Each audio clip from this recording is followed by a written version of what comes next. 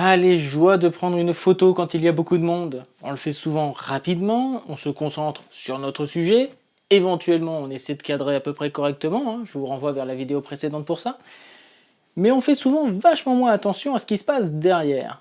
Et pourtant, ça peut vous ruiner la photo. Vous l'avez compris, aujourd'hui on va faire du cache-misère.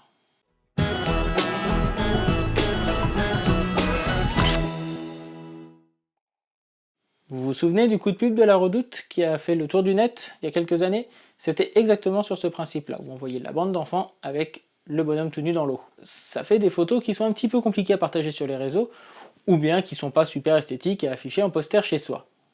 Bref, vous l'avez compris, si votre premier plan est très important, l'arrière-plan, lui, l'est tout autant. Alors comment est-ce qu'on va remédier à ce problème?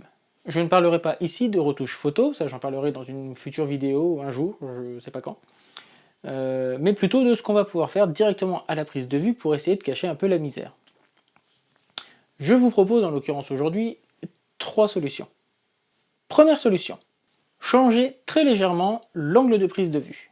Par exemple, ici, la personne qui se trouve sous le dragon, oui c'est un dragon, est trop visible et attire le regard. Elle est claire sur un fond sombre, bref, on la repère facilement. On ne peut pas la louper. Si je change légèrement l'angle de prise de vue, je le masque en partie avec le feuillage. Alors oui, il est toujours là, il est toujours un petit peu visible, mais il n'attire plus l'œil. Deuxième solution, zoomer un tout petit peu. En effet, en zoomant très légèrement, et éventuellement en vous reculant de 1 ou 2 pas si c'est nécessaire, vous allez pouvoir sortir un élément du cadre. Ici, j'ai à gauche un morceau de grue qui dépasse, en haut. Et le support des fils électriques, là, entre la maison et l'arbre, ressort trop sur le fond clair.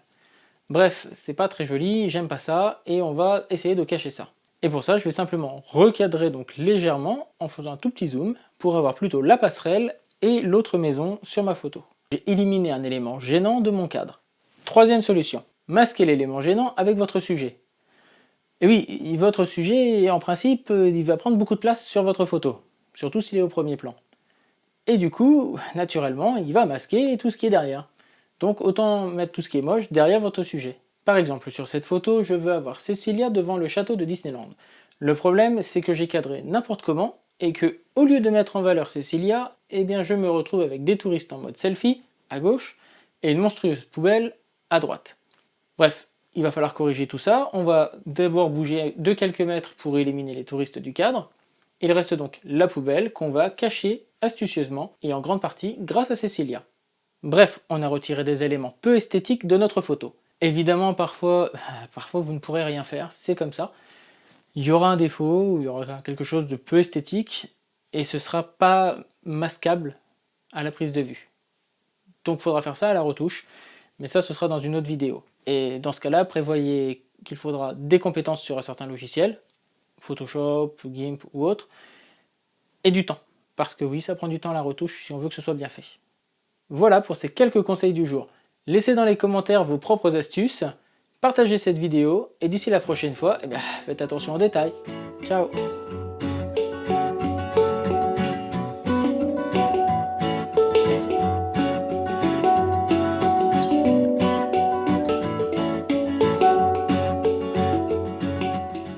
Et je change la batterie.